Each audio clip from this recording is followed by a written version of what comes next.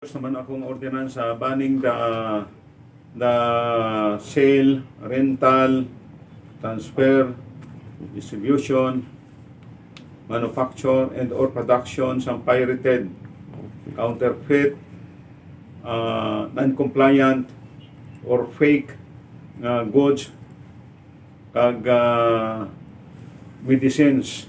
Okay. Ining ordinansa disenyo naton agud na prevent gid ang pag-proliferate kag ang pagbinaligyan ay kapag baklanay sang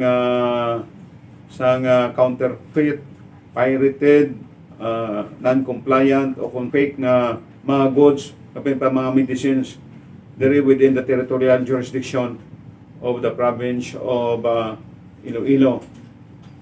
Init ang gusto nga mabiktima, no, mabiktima ang atong mga kasimanwa diri sa probinsya sa Iloilo. Kag kung may negatibong epekto pini sa lawas ng tao, hindi ang gusto nga matabo na una nga tingwaan ta nga maka-introduce naman sining ordinansa nga nagaban sa pirated, fake, counterfeit, non-compliant nga goods kag medicines.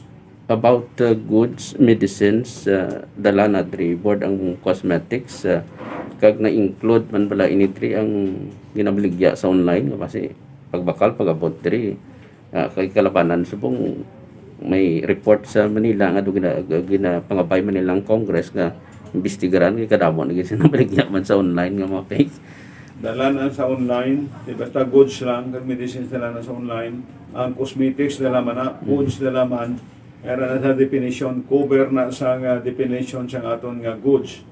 Na mga alcoholic drinks, masamay batian ta na, dala man na, fake nga pundador, fake nga kung ano na.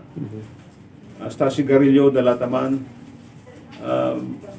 Tanan lang nga masami, mga kita, no clothes, bayo, kita may kita ta logo kung isa, damo ka gamit ka rin nga may logo, do kamalon man nga bayo na, to daw naging ordinaryo na malang.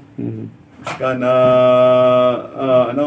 footwear ng rubber shoes, Yes. damo man na fake, no? So basta goods dala tanan sa muningan ordinansa. Over sining ordinansa.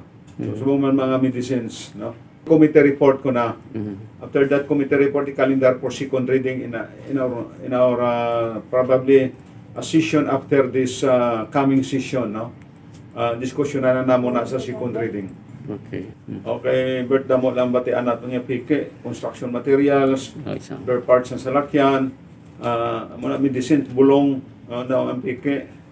Te, kasalig-salig yan, aton yung kasimanwa, Tres Provincias ng Iloilo, bakal to kung bulong, kung dito nga Changi man bakal bulong, o kung outlet, pagtapos gali, inang bulong, PK gali, no?